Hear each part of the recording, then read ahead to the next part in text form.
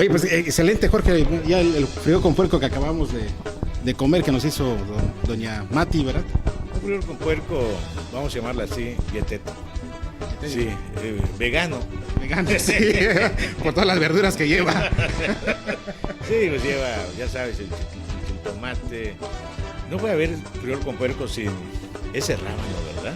No, sin la cebolla morada. La cebolla morada, tiene que ser morada, que además dicen que la cebolla morada tiene más propiedades que la cebolla blanca, que es la de uso común. Que incluso la cebolla morada tiene propiedades o virtudes afrodisíacas. Sí, eso dicen. Entonces hay que consumir. En algunos lugares, como Veracruz, le dicen el arrancador. Fíjate. Justamente por esas propiedades. Pues yo soy un gran consumidor de cebolla, pero blanca. O sea, ya voy a empezar a consumir. No necesitas la morada todavía. Yo creo que, bueno, voy a empezar. No es que yo desconocía estas propiedades, ya las voy a usar ya más seguido. Bueno. Sí, Y bueno, amigos, ya como se habrán dado cuenta, estamos en esta sobremesa, este proyecto, este segmento de palcoquintanarroce.com que inventamos hace unos días Jorge González Durán y su servidor, Jorge, que México tendría que aprenderle ya a algunos países que consideramos inferiores o chiquitos o hermanitos menores, como es el caso de Guatemala, que hasta hace pocos años, a principios de los 90, todavía vivía en un conflicto armado con golpes de Estado, y que hoy tiene instituciones relativamente jóvenes comparadas a las mexicanas, que están funcionando muy bien, o por lo menos eso es lo que vemos con este caso del presidente Otto Pérez, que fue el que está siendo enjuiciado luego de que lo desaforaron y tuvo que él renunciar acusado de corrupción, y tanto la Fiscalía guatemalteca como el Congreso actúan de manera sensible ante las demandas de la población, que salió a las calles a protestar y a exigir castigo a este ya expresidente. Y son cosas que no hemos visto en México, donde a pesar de todo presumimos que tenemos instituciones sólidas o consolidadas, una democracia o una estabilidad política, por lo menos del 1936 a la fecha, pero no hemos visto que se castiguen a los grandes peces o a los peces gordos, como los llamó alguna vez Vicente Fox, a los peces gordos de la corrupción. Yo creo que ni lo veremos en el corto plazo, porque no tenemos estas instituciones capaces de enjuiciar y de someter a juicio a los políticos corruptos, que indudablemente los hay, porque estamos hablando de la política y del sector público, porque corrupción no existe solamente en el sector público, también existe en el sector privado. Durante mucho tiempo los mexicanos vimos a Guatemala como el hermano menor, a quien había que cuidar, que apapachar a veces, o regañar, o orientar, asesorar. Los veíamos a nuestros hermanos y vecinos guatemaltecos por encima del hombro. Y sin embargo, fíjate que por ahí se dice que México tuvo un presidente guatemalteco, ¿Ah, sí? Sí, cómo no, existen allí no solo rumores, sino que información de que Adolfo López Mateos nació en Guatemala. Eso se comentó durante mucho tiempo, cuando él fue candidato. Alguien sacó a relucir ahí un acta de nacimiento y se olvidó eso, ya sabes, desde el poder, ¿no? Pero sí, de que era guatemalteco, y hubo inclusive él para demostrar quizá que no era guatemalteco, hubo un conato de guerra con Guatemala durante ese periodo. Guatemala apresó a unos pescadores mexicanos y México pidió su liberación y mandó un barco de guerra. En fin, hubo un enfrentamiento allí verbal y diplomático muy fuerte con Guatemala. La Fiscalía de Guatemala, lo que aquí sería la Procuraduría de Justicia, es una institución independiente del Poder Ejecutivo, no como aquí en México, que el presidente nombra al procurador, y aunque lo tenga que ratificar el Congreso, de cualquier manera es nombramiento del presidente.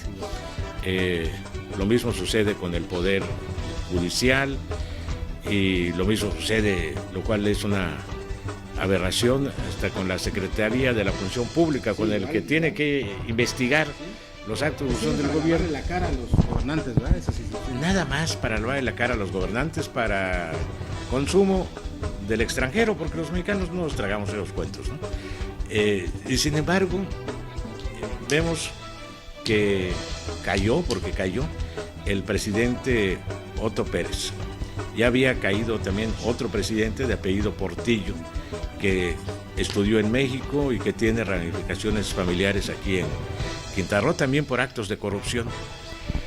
El Congreso se portó a la altura, es un Congreso donde habían partidarios del presidente defenestrado, Otto Pérez, y sin embargo sus socios de partidos, sus partidarios en el Congreso, pues se sumaron a la voz popular y votaron inclusive por retirarle primero la inmunidad y luego por enjuiciarlo. Está en la cárcel. Ya está en la cárcel. Pérez, ya está en la cárcel. Esta es una gran lección, pero hay otras cosas también más importantes. Bueno, aparte de esta que son importantes, hay otras en la cuestión electoral. Ellos tienen la segunda vuelta, que en México también es una propuesta y no se ha logrado. Que no salió en la última reforma política que no iba a salir. No salió. Ellos eligieron, pues hasta octubre, el 21 de octubre tienen la segunda vuelta para definir quién va a ser el presidente, porque la diferencia fue mínima. Imagínate si en México tuviéramos una segunda vuelta, cuando Felipe Calderón y López Obrador quedaron a centésimas, ¿no? Pues quién sabe quién hubiera sido el presidente, ¿no? O sea, a lo mejor de cualquier manera. ¿Qué nos hubiera pasado también como país, ¿no? Y quién sabe. Un país de instituciones da certeza, da certidumbre a la inversión, a los empresarios y a la actividad económica. Y lo importante son las instituciones. En Guatemala se viene la segunda vuelta. Es envidiable la posición de este país y de la sociedad. También una amplia participación. Una participación que tomaron las calles, pero no solo en la capital de Guatemala, sino en todas las principales ciudades, en la provincia. Yo estuve muy atento a esto, viendo la prensa de guatemalteca. Hay un periódico pues que hay que leer, sobre todo en esos días, que se llama Prensa Libre, que le dio una amplísima cobertura a las manifestaciones de la sociedad civil guatemalteca, cuya voz fue escuchada por el Congreso y por las autoridades judiciales de este. México y Guatemala tenemos no solamente una frontera común, sino algunos rasgos de historias compartidas.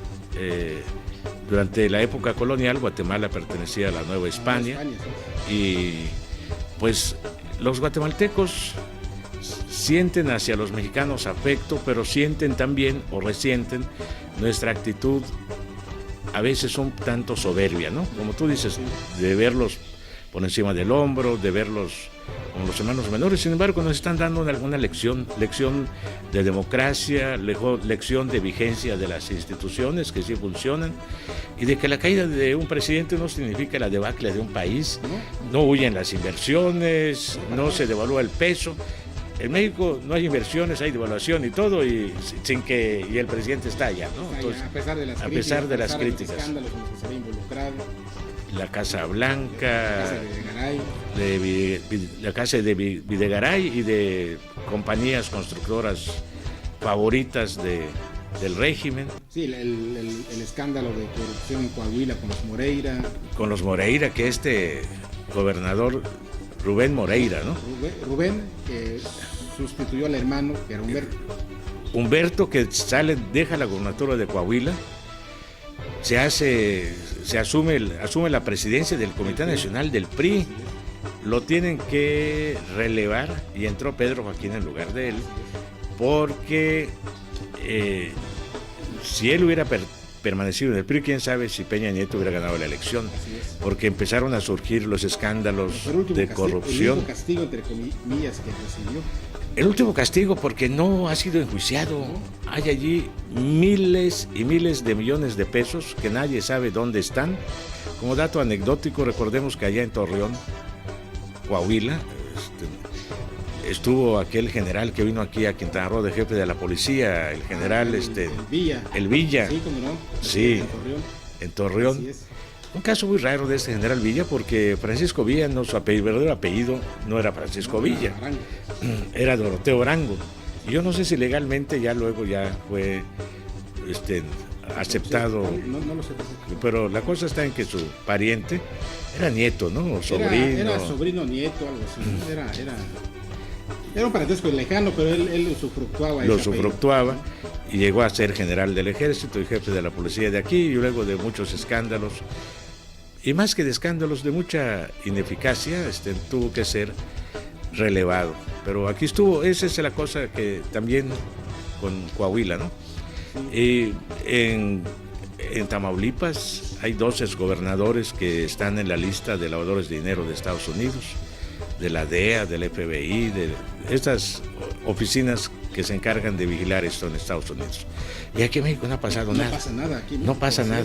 Y bueno, como tú dices, va a ser difícil que en el corto o mediano plazo podamos ver que pase algo, por lo menos como lo de Guatemala.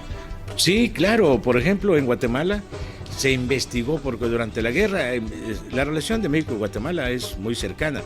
Recordemos que México recibió a miles de refugiados guatemaltecos. Aquí en Quintana Roo hubo 2 campamentos guatemaltecos muy grandes, y Mayabalam, donde llegaron miles de guatemaltecos refugiados que huían de esta violencia de las dictaduras militares que sufrió este país hermano. Y muchos de estos guatemaltecos, cuando llegó la democracia de su país, se les abrió la posibilidad de regresar a sus tierras de origen, a sus ejidos, a sus poblados, y el gobierno de guatemalteco les ofreció no solamente un regreso seguro, sino también indemnizaciones, y les iba a dotar de tierras, pero muchos prefirieron quedarse en México. Y son muy productivos, ahí están surtiendo a Chocumán de muchos productos agrícolas.